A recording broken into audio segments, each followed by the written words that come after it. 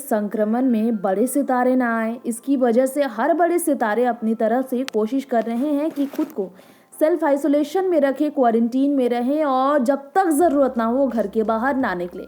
और उनमें एक सेलिब्रिटी ऐसा है जो कि अपने घर पर खुद से ज़्यादा अपनी बच्ची के बारे में सोचकर परेशान है। यही कारण है कि वो अब घर से ना चाहते हुए भी घर से बाहर निकलना तो दूर, किसी के संपर्क में भी नहीं आते हैं। 10 दिसंबर से ही आइसोलेशन में है। वो कहते हैं कोई और नहीं बल्कि कॉमेडियन कपिल शर्मा। जी हाँ, सिर्फ कपिल शर्मा ही है वो जो कह रहे थे कि उन्हें आइसोलेशन में रहते हुए तो कई महीना हो गया। 10 दिसंबर को उनकी बेटी अनायरा का जन्म हुआ।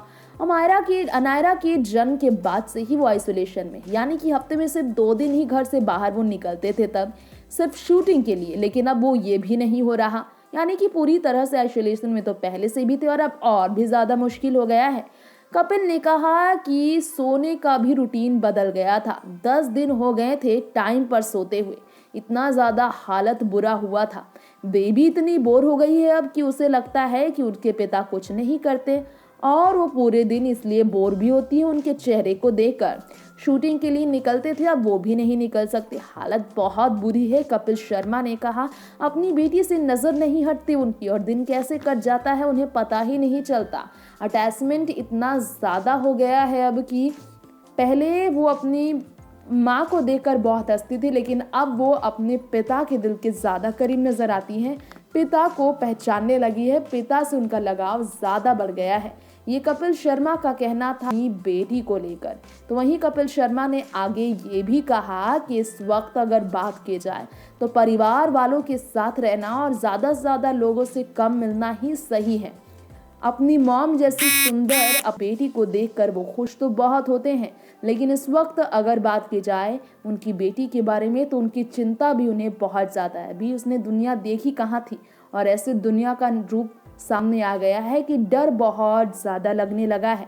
कपिल शर्मा ने ये भी कहा हम बहुत सी चीज़ों को हल्के में ले लेते हैं। लॉकडाउन ने उन्हें अब वैल्यू दिलाया है लोगों से मिलने की और समय की और दुनियादारी की।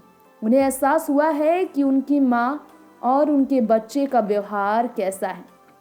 उनकी माँ का बच्चों जैसा व्यवहार है, क्योंकि उनकी उम्र भी हो गई है और गज़क आ गई है।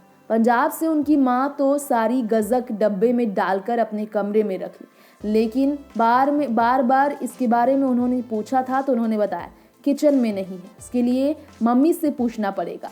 14 साल हो गए मुंबई में रहते, लेकिन पहली बार है कि उन्हें कोयल की आवाज़ सुनाई दी और कबूतर दिखाई दिए, यानी कि इतनी शांति है कि उन्हें सब कुछ सुनाई दे रहा है। अमृतसर में भी ऐसा माहौल था, लेकिन मुंबई में ऐसा माहौल उन्होंने 14 साल में कभी नहीं देखा था जो इस वक्त है। इस वक्त ये सूना और सन्नाटा दर्द भी देता है, तकलीफ भी देती है, सुकून भी दे रहा है।